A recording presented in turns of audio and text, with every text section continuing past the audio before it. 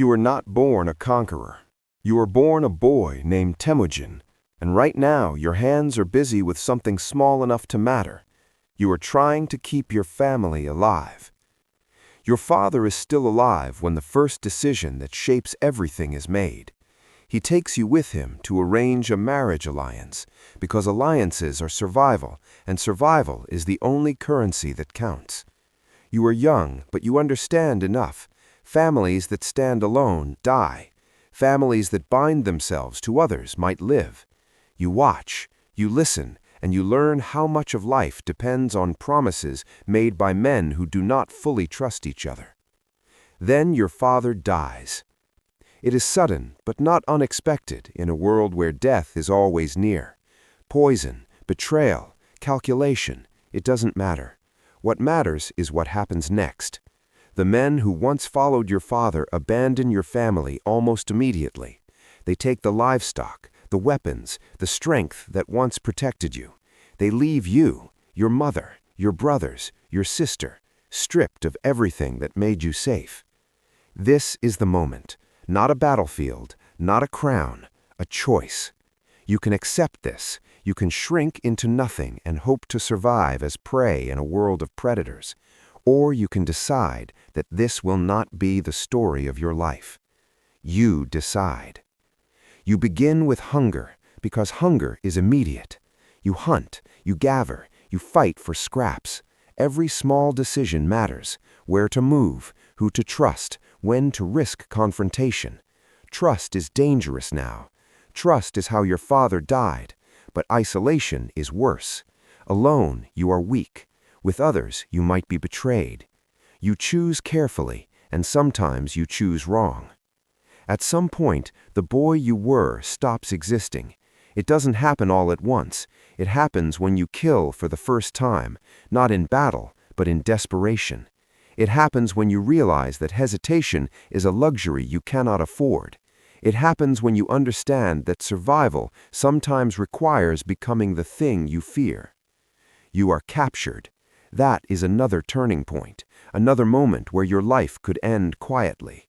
Bound, humiliated, reduced to an object owned by others. You are not important. You are not feared. You are not anything that matters. But you refuse to stay that way. You escape, not because it is easy, but because you decide that staying is worse than dying trying. You trust a stranger to help you. That is a risk. It could have killed you. Instead, it teaches you something critical. Not all trust is weakness. Sometimes, trust is a weapon. You begin to build something. Not an empire, not yet. Just relationships, loyalty. You gather people who have nothing to lose, because those are the people who will fight the hardest. You do not choose them based on birth or status. You choose them based on what they can do, what they prove, what they are willing to risk. This is your first real strategy. Merit over tradition, ability over lineage. It makes you different. It makes you dangerous. Others notice. You make alliances. You break them. You are betrayed. You betray in return. Every decision has consequences that ripple outward. A man you spare today might become an enemy tomorrow. A man you kill today might have been useful later. You cannot know everything. You can only decide with the information you have and accept the cost. You begin to understand power, not as something you inherit, but something you construct. Your forces grow, small at first, dozens, then hundreds, then thousands. Each increase changes the scale of your decisions. Feeding 10 men is one problem. Feeding 1,000 is another. Movement becomes strategy. Supply becomes life or death. Discipline becomes the difference between survival and collapse. You impose order. Not because you want control for its own sake, but because chaos will destroy everything you are building. You create rules. You enforce them brutally. Theft, betrayal, disobedience, these are not just personal failures. They are threats to the entire structure you are trying to create. You begin to see yourself differently, not just as a survivor, not just as a leader of a small group, something more. But with that comes weight. Every decision you make now affects not just you, but everyone who follows you. When you choose to attack, people die. When you choose to retreat, people question you. When you choose to trust, you risk everything. You face a critical choice when confronting rival tribes. You can continue the cycle that has defined your world for generations: raid, retreat, survive. Or you can attempt something far more dangerous: unification. Unification means breaking the system itself. It means convincing enemies to become allies. It means destroying those who refuse. It means creating a structure that replaces the old loyalties with new ones centered on you. You choose unification. It is not clean. It is not simple. It is war. You defeat some. You absorb others. You make examples where necessary. You show mercy where it serves you. Every action is calculated, not perfectly, but deliberately. You are no longer reacting to the world. You are shaping it. Years pass, but they do not feel like years. They feel like a series of decisions, each one building on the last. You refine your strategies. Mobility becomes your advantage. Your forces move faster than your enemies expect. You strike where they are weak. You avoid where they are strong. You learn to think not just in terms of battles, but campaigns, not just in terms of enemies, but systems. You reorganize your army. You break traditional structures and replace them with units based on function and loyalty. 10, 100, 1,000, clear, flexible, efficient. You reward competence. You punish failure. People begin to follow you not just out of necessity, but belief. That is a different kind of power.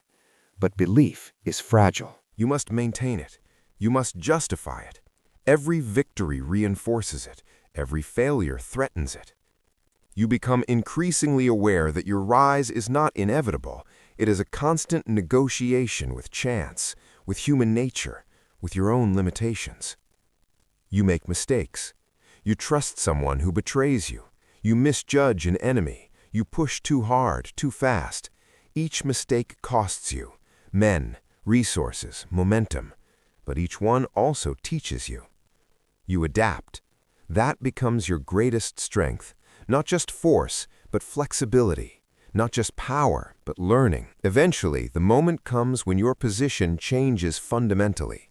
You are no longer just a leader among many. You are the leader. The tribes that once fought each other now look to you. You are given a title that reflects this transformation. It is not just a name, it is a responsibility. It is a claim. You are now Genghis Khan, and everything becomes bigger. The decisions are no longer about survival alone. They are about expansion, stability, legacy. You must think in terms of entire regions, not just tribes. You must anticipate threats that are far beyond your immediate surroundings. You look outward. The world beyond your lands is vast, fragmented, divided, full of opportunity and danger. You begin to consider something that would have been unthinkable before: conquest on a scale that redefines what your people are. This is not just ambition, it is also calculation. A united force without an external objective can fracture. Internal tensions can grow. Rivalries can resurface. Expansion gives direction. It provides purpose. It channels energy outward instead of inward. You decide to expand. But expansion is not just about winning battles. It is about logistics, intelligence, adaptability. You must understand your enemies, their strengths, their weaknesses, their assumptions. You exploit those assumptions. Many of your enemies underestimate you. They see nomads, not strategists. They see mobility, but not structure. They see numbers, but not coordination. You use that. You attack where they do not expect. You retreat when it serves you. You create the illusion of weakness, then strike with precision. You integrate new technologies, new tactics, new knowledge from those you defeat. Each conquest adds to your capabilities, but it also adds to your burden. Managing a growing empire is different from leading an army. You must govern. You must create systems that function even when you are not present. You must deal with diversity, different cultures, languages, beliefs. You face a constant tension, control versus flexibility. Too much control, and you stifle the very adaptability that made you successful. Too little, and everything falls apart. You navigate this by establishing clear laws, but allowing local variations where it does not threaten your authority. You prioritize loyalty and order over uniformity. You are building something unprecedented, but you are doing it without a blueprint. There are moments when you question your path. Not out of weakness, but out of awareness. You know the cost of what you are doing. You see the destruction. You understand that your rise is built on conflict, on choices that others pay for. You justify it in different ways at different times. Survival, unity, destiny, necessity. None of them are entirely wrong. None of them are entirely complete. You continue anyway. Because stopping is not neutral. Stopping has consequences too. It could mean fragmentation, rebellion, collapse. It could undo everything you have built. So you keep moving forward. Your reputation grows beyond your immediate reach. It becomes a factor in itself. Some surrender without a fight. Others resist more fiercely because of fear. You learn to use your reputation as a tool. Sometimes you amplify it. Sometimes you moderate it. Fear can be effective, but it can also create resistance. Respect can build stability, but it can also invite challenges. You balance these forces as best you can. Years turn into decades of continuous pressure. There is no true rest. Even in moments of relative stability, you are planning, anticipating, preparing. You begin to think about succession. That introduces a new layer of complexity. Power is difficult to gain. It is even more difficult to transfer. The system you have built is heavily centered on you, your decisions, your authority, your ability to command loyalty. You must consider how it will function without you. That thought is both necessary and unsettling. You test your sons. You observe their strengths, their weaknesses. You try to shape them, but you also know that they are their own individuals. They will face their own challenges. You cannot control everything. That is one of the hardest realizations. As you age, the scale of what you have created becomes more apparent. What began as a fight for survival has become something that reshapes entire regions. Trade routes shift, alliances change, entire systems adapt to your presence. You are aware of the magnitude, but you also know that it is fragile. Empires are not permanent. They are maintained through constant effort, through decisions made every day by people who might not share your perspective, your discipline, your priorities. You try to instill principles that will outlast you: merit, loyalty, adaptability, discipline. Whether they will hold is uncertain. You continue to make decisions, knowing that each one contributes to a future you will not fully see. You think back sometimes, not in nostalgia, but in comparison. The boy who struggled to survive, who made decisions moment by moment without understanding the larger picture. The leader you have become, who must think in terms of systems, decades, consequences that extend far beyond immediate survival. The distance between those two versions of you is immense, but they are connected. The instincts that kept you alive then still guide you now. The willingness to act, to adapt, to take risks when necessary. But the stakes are no longer just your life. They are everything built on top of it. You understand now that power is not a destination. It is a condition that requires constant management. It amplifies your decisions. It magnifies your mistakes. It creates opportunities, but also responsibilities that cannot be ignored. There is no final moment where everything is resolved. There is always another decision, another challenge, another consequence unfolding. You are still making choices.